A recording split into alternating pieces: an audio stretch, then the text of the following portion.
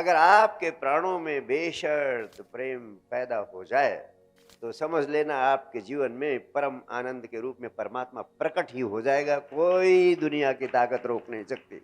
और मैं कहना चाहता हूं कि हर एक की संभावना है कि उसके भीतर बेशर्त प्रेम या आत्म साक्षात्कार की घटना घटित हो जाए।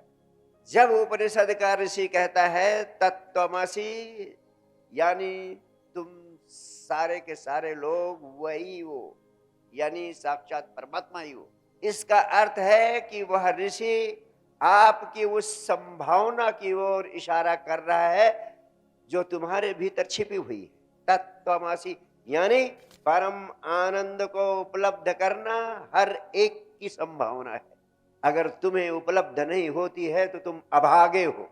सिर्फ अभागा ही चूक सकता है। और सबसे बड़ी विडंबना यही है कि सारी मनुष्यता इस संबंध में आज अभागी है। और मैं हृदय खोलकर आपसे कहना चाहता हूं कि सिर्फ एक ही कारण है जिसकी वजह से तुम इस परम घटना को चूक सकते हो, अपनी संभावना को साकार करने से वंचित रह सकते हो।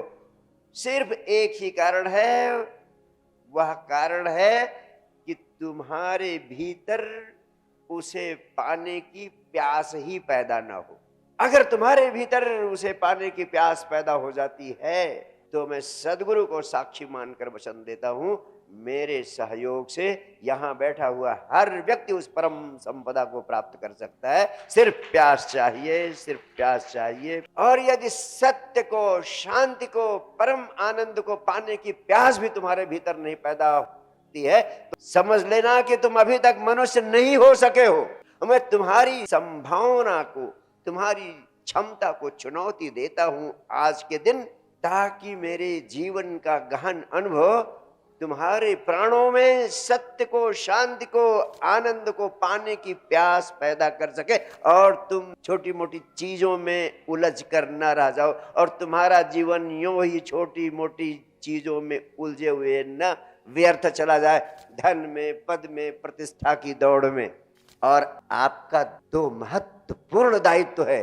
एक, पहले अपने भीतर प्यास पैदा करो और उस अमृत को पाने की दिशा में एक कदम उठाओ। और दूसरा, मैं तुम्हें अपना भी हाथ बनाना चाहता हूं कि तुम्हारे माध्यम से सारे हिंदुस्तान के लोग ही नहीं, सारी दुनिया के लोग अपने भीतर उस प्यास को पैदा करने में समर्थ हो सकें। अगर प्यास पैदा करने में हम समर्थ हो गए तो इससे बड़ी मनुष्यता की कोई दूसरी सेवा नहीं हो सकती, इससे बड़ा धर्म कोई नहीं हो सकता, इससे बड़ा परोपकार कोई नहीं हो सकता, इससे बड़ी कोई सेवा नहीं हो सकती है।